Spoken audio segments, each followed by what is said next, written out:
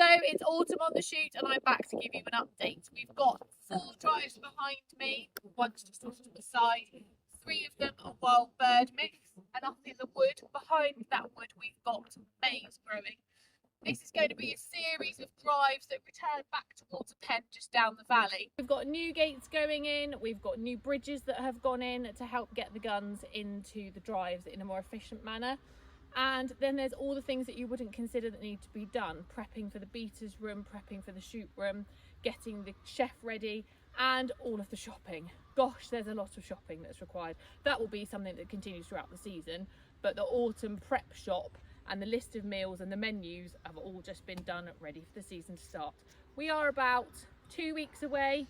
Possibly by the time this comes out, we may have had our first day. We'll let you know, but lots going on behind the scenes.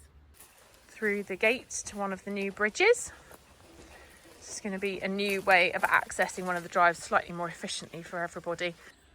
So I've come down to one of the pens just to show you how they've opened up the pen. The pens have been opened up in a few points around the outside, the points that are actually pointing towards the drive. There's no point in opening up the base of the pen because you're just going to encourage the birds to walk away from the drive. We're opening on this one at the top end of the pen and on the side because the cover crop that we would like them to traverse to is just at the top here. Now, the electric fence here will be left on for the entire season. It is fox prevention. It's not foolproof because obviously they can go under and there are more entry points in the potholes, but it will be a deterrent in foxes coming in regularly. And then we also have no feeders left in here, but we have maintained a drinker system that will run through the entire season in here.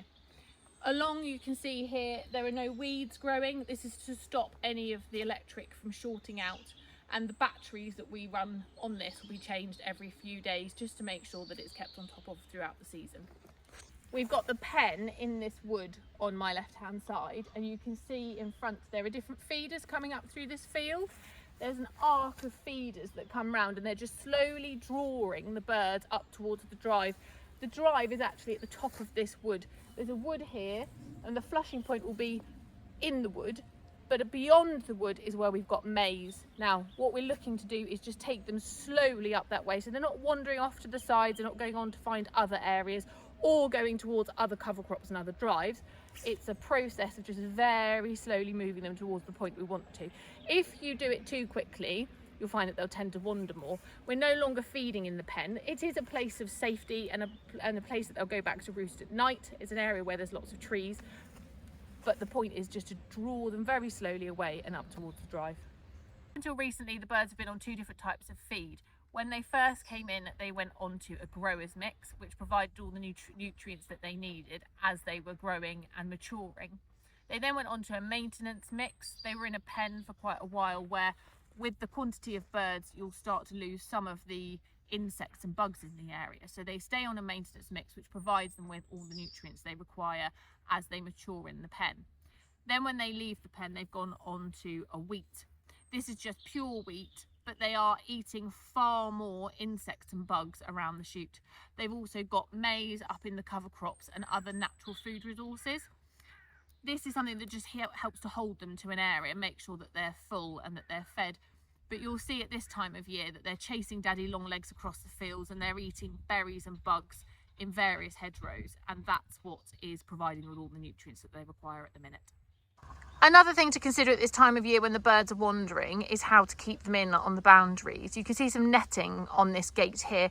It's not an infallible, impenetrable point for them. However, it will guide them away from coming through the gate and make them think twice. If they've got to go to the effort to fly over, or they're more likely to go and wander round the side and to walk off to the hedgerow on this side and eat the berries there, rather than come under the gate and eat the berries here, which would then take them up onto the road and away from the shoot. So you can see behind me a cover crop that has now grown. This was being drilled earlier in the year and you saw some of them as they were just coming through. We've got maize in the foreground and this is wild bird mix in the background here. That wild bird mix is done as a ride all the way along the back edge. With maize, the birds can tend to run along the rides because it's drilled in rows. They end up with a gap and they run along the ride and can all flush in one go. The wild bird mix tends to basically grow in clumps and form more a cover, which means that it's easier for the beaters and the gamekeeper to flush the birds in 2s and 3s. So as you can see down here, the point will be to bring them all the way down and use the wild bird cover as the flushing point. Now some shoots tend to dog in and other shoots tend not to dog in. If you don't know what dogging in is, it's basically using dogs or potentially vehicles or people to walk along the boundaries and push the birds of an evening back towards the centre of the shoot, and sometimes in the mornings as well. As the birds tend to wander, and we've reached that point where we've seen they're coming out of the pen, they're going into the cover crops, we're feeding them away from the pen towards the cover crops, they can then tend to wander a bit further.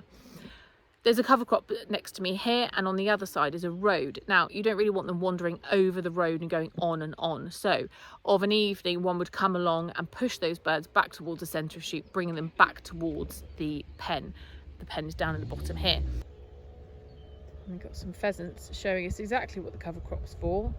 They've come from the pen at the bottom. They've worked their way, this is the edge of the pen here, and then that's one of the fields that the guns will be standing in. They've worked their way up and now they're feeding off of the maize up here.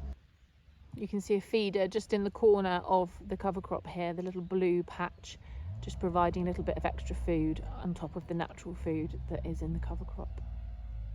And that's autumn on the shoot. There's probably plenty of things I've missed, many things I haven't told you about that have gone on behind the scenes, but hopefully it gives you a bit of an idea of what's been happening. Simon and Steve have put in so much work this year. Everything crossed for a brilliant season.